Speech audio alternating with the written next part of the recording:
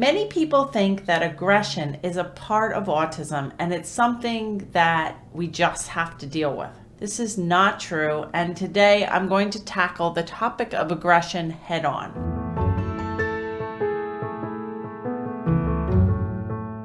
Hi, I'm Dr. Mary Barbera, autism mom, board certified behavior analyst, online course creator, and best-selling author of The Verbal Behavior Approach. Each week, I provide you with some of my ideas about turning autism around. So if you haven't subscribed to my YouTube channel, you can do that now.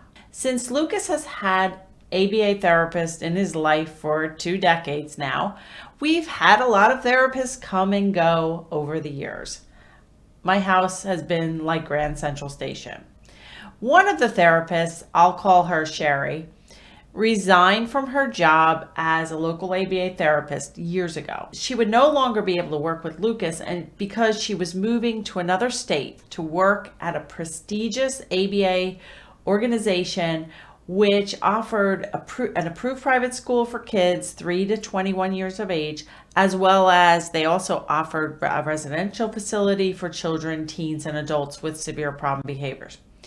So when Sherry traveled 6 or 8 hours from our local area to this ABA organization for an interview and tour, they showed Sherry the preschool classroom and also showed her the dorm or apartment they'd be providing for her and lured her to work there with salary, a place to live, health benefits, and tuition reimbursement that they would agree to start paying after 6 months of employment. And since Sherry was interested in getting a master's degree and eventually becoming a BCBA, she was excited for the opportunity and eagerly moved and started. But as soon as orientation was over, Sherry wasn't placed with the cute preschool children that she had seen on the tour. Instead, she worked with highly aggressive teens who had little to no language. And although she was trained to work with Lucas and we used a verbal behavior approach with him and our other clients, so we used a heavy emphasis on pairing and manding and prevention of problem behaviors, this prestigious ABA organization did not use a verbal behavior approach, and her supervisor at her new job did not use pairing and manding strategies at all. Sherry was often instructed to keep the demands on, and in the process, Sherry got hit and bit by aggressive teens with autism. She got bit so much that when she came to visit us a few months after she began, she had several scars. I remember it vividly. Bite marks up and down her arms, old bite marks, and they were just scars up and down her arms. Sherry's dad insisted that she resign before her 6 months were up, and she returned to work locally. And I wish this was an isolated story, but it's not. I know many parents as well as professionals who are literally getting beat up by kids with autism, and they're suffering concussions, they're suffering bites and hits, and their other kids are at danger. I just read something online that this aggressive adult was in the home and there's a newborn baby. I mean, there's just it's totally scary to be with aggressive children, especially as they get bigger and older. And I also feel like some ABA professionals and some professionals in general, especially ABA professionals, almost treat aggression like a rite of passage. I remember years ago when I had been a BCBA for 6 or 7 years, another BCBA, I told that I had never been bit by a client. And she kind of like rolled her eyes and basically muttered something like, well, you're a wimpy BCBA, and like, obviously you didn't do a good job if you were never bit. I think because of my nursing background, I know how dangerous human bites are, and I've been particularly cautious of aggression, especially being bit. And I learned some things early on about aggression. If you get into a pissing match with a kid with autism, neither one of you is going to win. And here's another thing. The earlier you prevent and reduce major problem behaviors to near zero levels, the better the child will do long term, the more he or she will be included with general education settings and in the community, and the less stress the parents and professionals that work with this child will be. Okay, so now that we've established that both parents and professionals are being negatively affected by kids and adults with autism being aggressive towards them, what can we do about it? Before I get started with some strategies, I want to give you a disclaimer. This information and all the information in my video blogs is not intended to serve as a substitute for consultation with medical and behavioral professionals. Only qualified professionals who know and work with a child on an ongoing basis can adequately assess and supervise a child's program. I always recommend including a board-certified behavior analyst on a child or client's team, and this is especially important if a child is in danger of hurting themselves or others. I recently did a video blog talking about should you medicate a child with autism, where I talked about how treating Lucas's autonomic nervous system dysfunction with medication has significantly improved his incidences of aggression. So looking for a medical reason for aggression is always a good idea. And as I suggested in that blog I did a few weeks ago, you should start with using a dedicated calendar of all the serious problem behaviors, as well as changes in medication, supplements, treatments, and even things like sleep and diets, which may be factors in the aggression. So you may want to check that video out. And I also said in that video blog, and I think it's worth repeating, ruling out medical problems is an ongoing process and should never be a once and done thing. I've worked with too many clients where people go, oh, mom already took him to the doctor and ruled out medical problems 3 months ago. You can't do this, especially with non-vocal or minimally verbal children or adults who can't really express their pain or where it's coming from or how often it's occurring. In addition to always considering that some medical issues may be causing or escalating aggression, I also believe that whenever problem behaviors occur, including aggression, the demands are too high and or reinforcement is too low.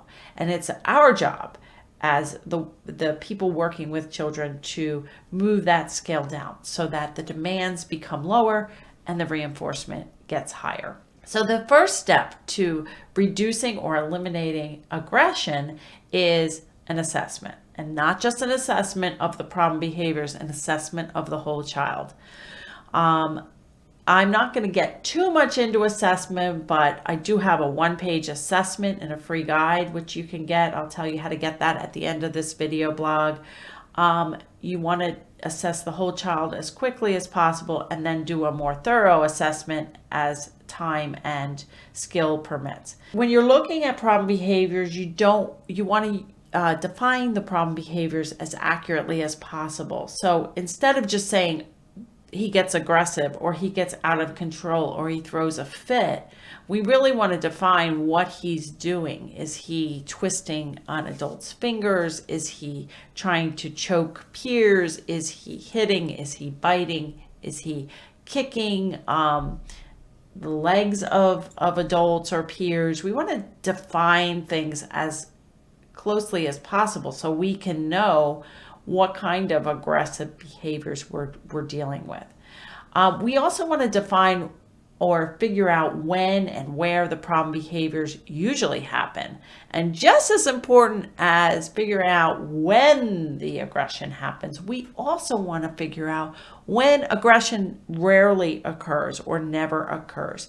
So you might say, well, aggression occurs in the classroom when it's time to do math.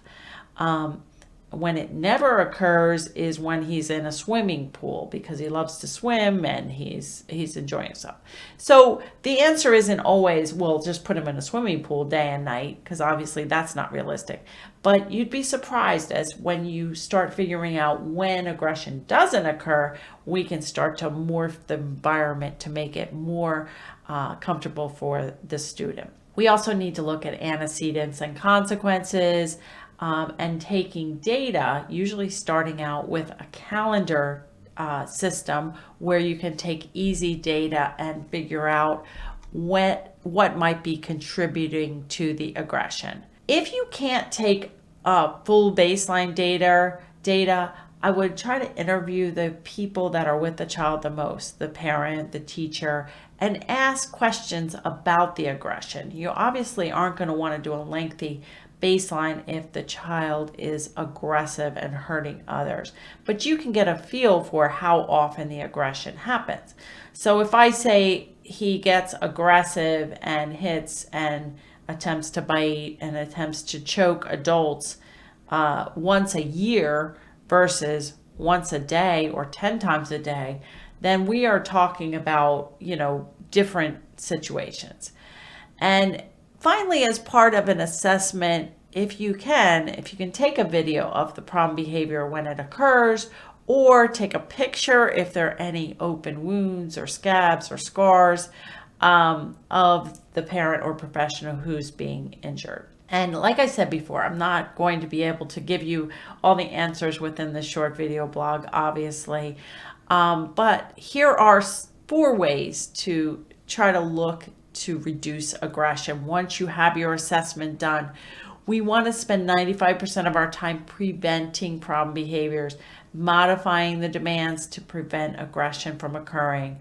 We want to use that prior knowledge about behaviors where possible before trying to find something new. So we want to look to see where the behaviors don't occur, try to incorporate more of those kind of activities. We want to focus heavily on pairing and manding. And if you don't understand those terms, you can watch prior video blogs. You can attend free workshops that I do online. You can read my book. I mean, there's a lot of ways to learn about this. So don't get freaked out if you don't understand some words that I'm saying. This is quite complex. One of the things that's not really complex is everyone, the child especially, needs 8 positives to every negative.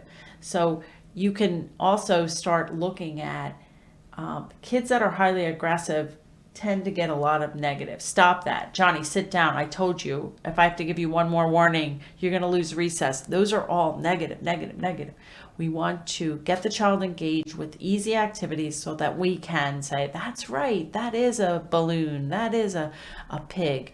Good job with that. Nice writing your name, so nice. So we want to give the child easy activities so that we can deliver 8-to-1 positives to negative.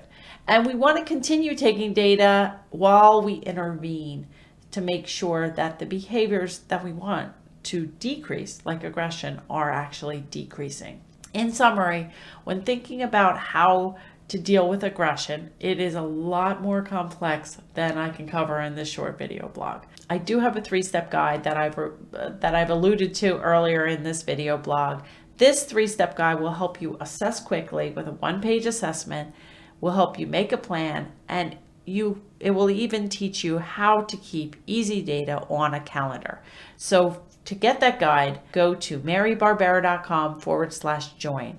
And wherever you're watching this, leave me a comment, give me a thumbs up, and share this video with others who may benefit. And I'll see you right here next week.